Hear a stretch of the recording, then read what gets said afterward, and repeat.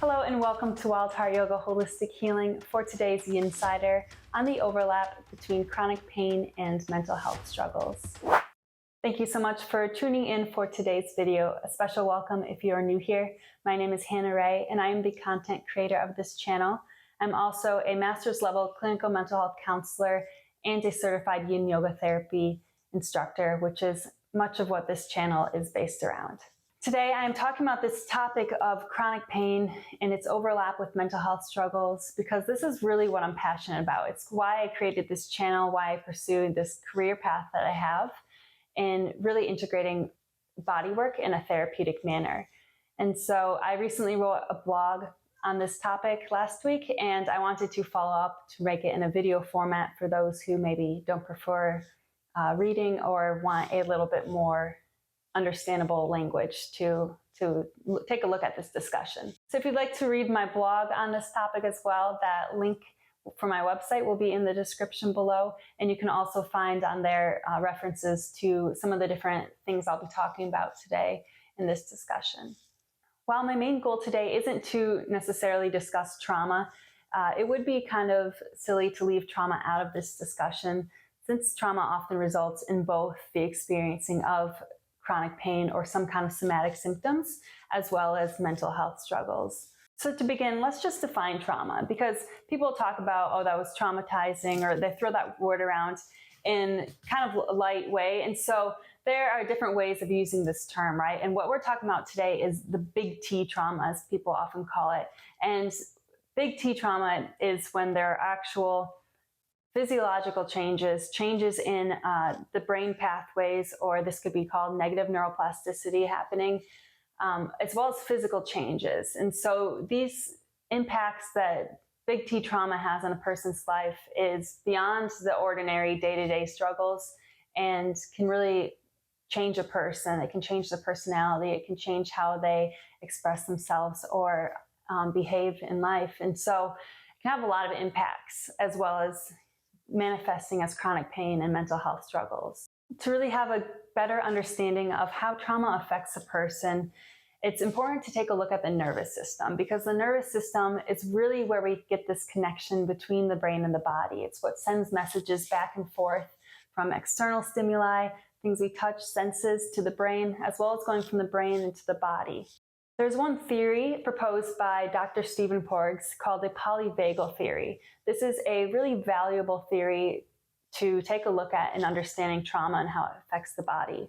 This theory proposes that the autonomic nervous system plays a crucial role in the regulating of physiological responses, especially in events of trauma or anxiety or fear. So the autonomic nervous system is the part of our nervous system that tells changes in our body to happen without us having to think about it. So it's automatic. So this is like the changes in our heart rate, in our breathing, the things we don't think about, right? And so there are three branches of the autonomic nervous system.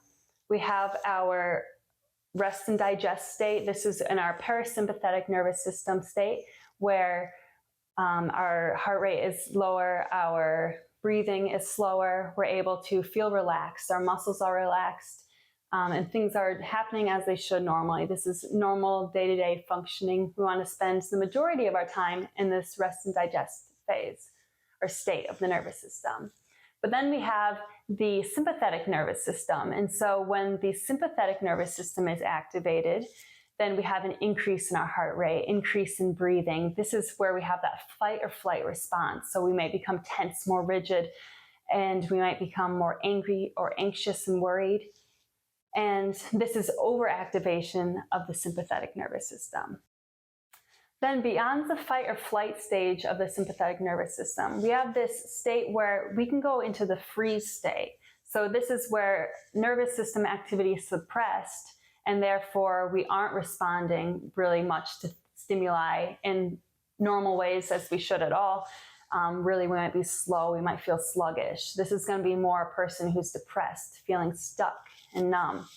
And so in order to get out of these stuck phases of overactivation or being stuck in this freeze state, this theory proposes that we have to come back down the ladder, deactivating the nervous system. Another theory worth taking a look at is that of Peter Levine.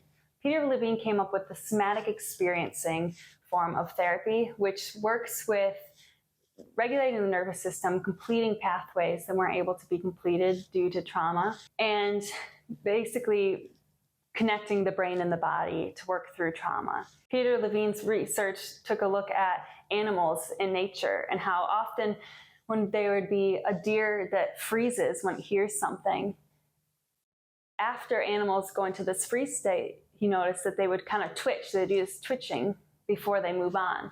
And so this twitching is this going back down, deactivating of the nervous system to find that balance, that homeostasis of the nervous system again.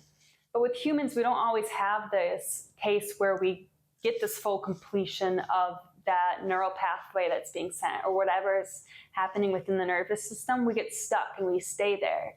And so this is why it's really important when someone experiences trauma to talk about the event as much as they can within the first 24 hours. This is really the best way to help prevent the case of PTSD. Beyond that of just trauma, we can talk about stress and chronic stress's impact on the body, whether or not that stress involved trauma or not. When we are stressed, our bodies release stress hormones such as cortisol and adrenaline. And these are good things in the short term when we have a deadline or when we need to be able to do something efficiently for survival purposes or whatever it may be. This can give us the boost that our body naturally needs. But when our body is in a chronic state of exposure to these stress hormones, it can begin to have negative impacts on our body. When we are in a chronic state of stress, we also have that overactivation of the nervous system. We're more in that fight or flight type state normally. This prolonged state of chronic sympathetic dominance can then make it difficult for the body to be able to find that homeostasis, that balance in the nervous system again. And so similarly to the ways that trauma can affect the body, then stress can have these similar impacts. It's also really important to note that this doesn't go necessarily in one direction. There's this multi-directional relationship between the mind and the body. There are shared neurobiological pathways which create a complex and complicated interconnected relationship between the mind and the body. We see this with things such as central sensitization. This is the increase of central nervous system sensitivity to sensory stimuli. So basically amplified pain receptors. Allodynia is the case of when a person feels pain to a mild or should be painless stimuli. And this is often the case in many disorders such as with fibromyalgia, irritable bowel syndrome, migraines, some musculoskeletal disorders, and other things such as that, a lot of chronic illnesses. And central sensitization can occur from trauma, prolonged exposure to pain, repeated injuries, basically anything that's causing trauma physically to the body or mentally, emotionally as well. And this goes both ways. So mental health disorders can cause us to experience these physical pains, to have this central sensitization, or pain in the first place can then cause this phenomenon as well, which will cause amplified pain in general. And so we really see that either way, the mind and body is both connected in what's happening here. This connection actually really takes me well into my next point, which is to talk about fascia. And fascia is one of the main things that we are targeting in Yin Yoga. And so fascia is the thin layer of connective tissue that runs through and around pretty much everything in our body. It goes around through organs, veins, arteries, ligaments, bones, tendons, etc. It holds our shape and is basically what keeps us from being a pool on the floor. So it holds our form. And without this, we wouldn't have our shape at all. And so the fascia is the connective tissue that really connects it all, holds it all together. And this is super important because when we have something impacting fascia in one area of the body, it could be causing issues further along that plane of fascia somewhere else in the body. And so it's really important to take a holistic view at our wellness for this reason. Also, though, it's interesting to note that 80% of nerve pathways end in the fascia. And so the nerve pathways, again, are those ways that the messages are going from the brain and body to brain. And when we have heightened stress, when we have trauma, unprocessed emotions, etc., these messages aren't always able to be completed. Like, we suppress them. We don't finish that pathway, much like the animal in the wild that shakes off and finishes that signal, is able to deactivate the nervous system. When we aren't able to complete the process after experiencing an impact on our nervous system, it stays there. So that energy can store physically in the fascia, which can then create those blockages. It can lead to tightness or many different issues, honestly. And so it's important to understand this connection, again, between the mind and the body. It's also good to be aware that there are certain planes of fascia or meridians in the body, whichever way you want to look at it, where blockages are associated with specific emotional or relational struggles, maybe. And there's this, again, the connection between what's happening emotionally and physically. And so this is really a big part of why I decided to pursue a certification as a trainer in Yin Yoga Therapy after finishing my master's. I had gone through much of my life with depression and chronic pain, and in grad school I started to just have this hunch that there was a connection between my pain and my mental health struggles. And when I read Waking the Tiger, the book by Peter Levine, that was the first time I really felt hope that maybe it was actually possible for me to find deeper healing. And then, still a while later before I stumbled upon Yin Yoga, but when I did, I started to notice that as my back pain was going away, that my focus was getting better, as well as my depression was going away, and really started to see more of these connections in my life, and notice how my thoughts were impacting my emotional reality and how my emotions affected my pain. And so you really have to look at your thoughts, emotions, and physical states in this holistic and multi-directional way in order to get a fuller perspective of what's going on in your life and maybe some of the changes that you need to make. During our time in the Yin Yoga practice too, we are also creating the space for more awareness, also for neuroplasticity to occur, which is a way to actually change the wiring of our neural pathways.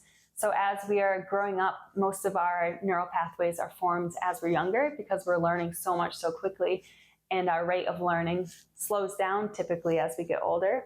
So these forming of neural connections also slow down as we age, but it's not impossible to continue forming new ones. And so it takes intentional learning and rewiring for this to happen. So with our Yin Yoga practice, every time that we practice finding a meditative state of mind, being aware of our thoughts, being aware of how we want to react or maybe respond to the distressing sensations of stretching, but then we don't react, we just notice it and let that pass. It teaches us to increase our threshold for distress tolerance.